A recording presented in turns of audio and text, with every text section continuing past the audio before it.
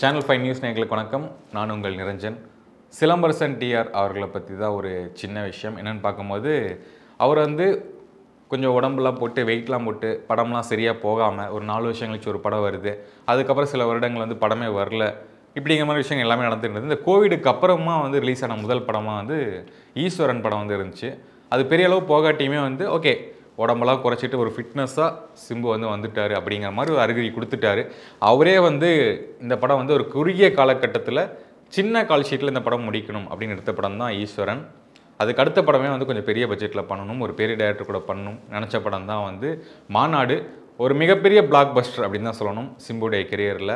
படம் ரிலீஸ் ஆகி ஒரு 3-4 வருடங்கள் ஆச்சு. இனிமே இன்னொரு மிகப்பெரிய ஒரு ஹிட் படமோ இல்லை ஒரு பிளாக் பஸ்டர் படமோ எதுவுமே கொடுக்கல. அதாவது ஒரு படமே பெருசாக போகலை அப்படின்னு எடுத்துக்கணும். 10 தல படம் ரிலீஸ் ஆச்சு, அதுவும் பெரிய அளவில் போகலை. இந்த நிலையில் சிம்பு அவர்கள் சமீபத்தில் பிறந்தநாளில் ஒரே நாளில் 3 படத்துக்கான அனௌன்ஸ்மெண்ட் ரிலீஸ் பண்ணிட்டாரு. STR 49, STR 50, STR 51 அப்படின்ட்டு 3 படத்தினுடைய அப்டேட் பற்றி பார்க்கலாம். STR 49 ராம்குமார் பாலகிருஷ்ணன் படத்தை இயக்குறாரு. ஏற்கனவே பார்க்கிங் படம் இயக்கி ஹரிஷ் கல்யாண் நடிப்பில் MS பாஸ்கர் நடிப்பில் ரிலீஸ் ஆன திரைப்படம் ஒரு அபோவ் ஆவரேஜ் ஹிட் அப்படின்னு தான் சொல்லணும். ஏன் அப்படின்னு கேட்டிங்கன்னா, ஒரு சின்ன பட்ஜெட் படம் ஒரு மிகப்பெரிய பாராட்டுக்கள்லாம் கிடைக்குது.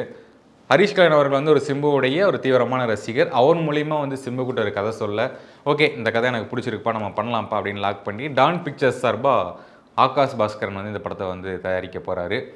இந்த படத்துடைய அஃபிஷியலான அனௌன்ஸ்மெண்ட் ரிலீஸ் பண்ணிட்டாங்க. ஏன்னு போட்டிருந்து பார்க்கும்போது, ஒரு காலேஜ் பேக் ட்ராப்பில் சிம்பு நின்றுட்டு இருக்காரு. மோஸ்ட் வாண்டட் ஸ்டூடெண்ட் அப்படின்னு போட்டிருந்தாங்க.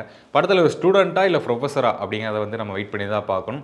அந்த ப்ரொடியூசரே கொடுத்த அப்டேட் என்னன்னா, படம் நீங்கள் பார்க்காத அளவுக்கு ஒரு சிம்பு படத்தை பார்ப்பீங்க, மாசாக இருக்கும் அப்படின்னு சூப்பரான அப்டேட் கொடுத்துருந்தாரு. STR 50 தேசிங் பெரியசாமி இயக்குறாரு. இந்த படம் ஒரு 4-5 வருடமாக கிடப்பில் இருக்குது அப்படின்னு தான் சொல்லணும். இந்த படத்துக்காக தான் இவர் உடம்பும் குறைச்சாரு, முடியும் வளர்த்தினார் அப்படிங்கிற விஷயம் தான் இன்னுமே இருக்குது. ஒரு 3-4 வருஷமாக முடி வச்சுருக்காரு. இனிமேல் கட் பண்ணலை, வேறு எந்த படத்துக்காகவும் கட் பண்ணலை. இந்த ஒரு படத்தையே நம்பிட்டு இருக்காரு. கலைப்புலி எஸ்டான் அவர்கள் சொன்ன விஷயம் என்னென்னா, தெலுங்கு ஒரு பாகுபலி, தமிழ் தேசிங் பெரியசாமி எடுக்கக்கூடிய படம் அப்படிங்கிற மாதிரி சொன்னாங்க. அதாவது மிகப்பெரிய பேன் இந்தியா படமாக இந்த படம் வரப்போகுது அப்படிங்கிறது தான். ராஜ்கமல் ஃபிலிம்ஸ் சார்பாக கமல்ஹாசன் இந்த படத்தை தயாரிக்கிறதா இருந்தார். STR 49 தான் அனௌன்ஸ் பண்ணாங்க. 2 சிம்பு வர மாதிரியும் தேசிங் பெரியசாமி AR ரஹ்மான் மியூசிக்கில் அனௌன்ஸ் பண்ணாங்க. பட் படம் ராஜ்கமல் ஃபிலிம்ஸ்லேருந்து கையை விட்டு இப்போ STR அவர்களே படத்தை தயாரிக்க போகிறாரு. அவரே ஓனாக அட்மேன் பிக்சர்ஸ்ன்னு ஆரம்பித்து அவரே தயாரிக்க போகிறாரு. ஒரு 150 கோடி பட்ஜெட்டில் இந்த படம் உருவாகிறதா தகவல் எல்லாமே வந்துகிட்டு இருக்குது. அதுக்காக தான் சமீபத்தில் சில ஆடுலையும் சிலம்பரசன் டிஆர் பார்க்க முடியும். எதுக்கு இப்போ அவர் இந்த விளம்பர படத்தில் நடிக்கிறார் அப்படின்னு கேட்கும்போது, அந்த காசெல்லாம் வச்சு கொஞ்சம் ப்ரொடியூஸ் பண்ணி படம் நடிக்கிறதுக்காக தான் அப்படிங்கிற மாதிரியும். ஏன் ராஜ்கமல் ஃபிலிம்ஸ் இங்கேருந்து வெளியே போனார் அப்படின்னு கேட்கும்போது, சிலம்பரசன் டிஆர் இந்த படம் ஒரு 150 கோடி பட்ஜெட்டில் படம் ரிலீஸ் ஆக போகுது. படம் ரிலீஸ்க்கு அப்புறம் படம் எடுக்கிற வரைக்கும் தான் அது கலை ஆர்ட் எல்லாமே. எடுத்ததுக்கப்புறம் இது ஒரு பிஸ்னஸ் தான். படம் தேட்டரில் எவ்வளோ கலெக்ட் பண்ணுது, டிஜிட்டல் எவ்வளோ கலெக்ட் பண்ணுது, OTTயில் எவ்வளோ கலெக்ட் பண்ணுது அப்படிங்கிற விஷயம் தான். இந்த டிஜிட்டல் OTT இதை சம்மந்தப்பட்டு வரும்போது பெரிய அளவில் சிம்பு படங்கள் வாங்குறதுக்கு யாரும் தயாராக இல்லை. ஏன்னா இதுக்கு முந்தைய படங்கள் பெரிய அளவில் போகலை. ஸோ இந்த படம் பெருசாக வாங்க மாட்டோம். அதாவது இந்த போட்ட காசை எடுக்க முடியாத சுச்சுவேஷன் வரும்போது RKFI வெளியே போயிட்டாங்க. அதனால் சிம்புவே ஓனாக படத்தை ப்ரொடியூஸ் பண்ணுறதுக்காக இறங்கியிருக்காரு. ஏன் அப்படின்னு கேட்கும்போது, இந்த படம் ஒரு மிகப்பெரிய பேன் இந்தியா படம். இது அவருக்கான ஒரு மிகப்பெரிய பேர் ஏற்படுத்தி கொடுக்க போகுது. அப்பயே சொல்லியிருந்தார் இந்த 10 தல ஆடியோ லான்ச்சில், இனிமேல் நான் என்ன பண்ணுறேன் பாருங்க அப்படின்னு சொன்னார். அதுக்கேற்ற படமாக இந்த STR 50 இருக்கும். STR 51 அஸ்வத் மாரிமுத்து படத்தை இயக்க போகிறாரு. ஓ மை கடவுளே டிராகன் பட புகழ் இயக்குனர் தான் இந்த படத்தினுடைய இயக்குனர். இது என்ன சொன்னார் அப்படின்னா, மன்மதனுடைய ஒரு அப்டேட்டட் வெர்ஷன் தான் இந்த STR 51 காட் ஆஃப் லவ் அப்படிங்கிறது தான் தீமாக இருக்க போகுது. இதுவுமே ஒரு ஃபேண்டசி லவ் த்ரில்லர் அப்படிங்கிற மாதிரி தான் சொல்லியிருக்காங்க. ஸோ நீங்கள் டிராகன் படத்தில் என்னென்ன விஷயங்கள்லாம் உங்களுக்கு பிடிச்சதோ அது எல்லாமே இங்கே இருக்கும். சிம்பு சார்ட்ட உங்களுக்கு என்னென்ன பிடிச்சோ அது எல்லாமே இங்கே இருக்கும் அப்படிங்கிற மாதிரி சொல்லியிருக்காங்க. ஸோ சிம்பு ஃபேன்ஸ் எல்லாருமே ரொம்பவே ஹாப்பி என்னாச்சு அப்படிங்கிற மாதிரி தான் 3 படத்தோட அப்டேட்டுமே வந்திருக்கு.